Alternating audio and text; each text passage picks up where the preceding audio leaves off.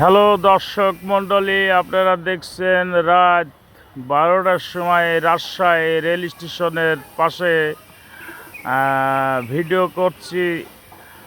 দেখতে পাচ্ছেন পপুলার থেকে, সেবার থেকে বা বিভিন্ন জায়গা থেকে চিকিৎসা নিয়ে স্টেশনে প্ল্যাটফর্মে এই যে রুগীগুলো এসে বসে আছে। দর্শক মণ্ডলী, আমি এইগুলা ভিডিও করলাম যেহেতু আমি রাজশাহী ছিলাম।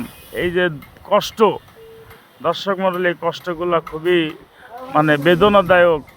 রেল স্টেশনের প্ল্যাটফর্মে যদি একটুখানি যদি গেটটা খুলে দেয়, এই দর্শকরা যায় একটু কিন্তু নিরিবিলি আপাতত স্বস্তি পায়। দর্শক মণ্ডলী, এই সুযোগটা না থাকার কারণে সবাই বাইরে বাইরে থাকে।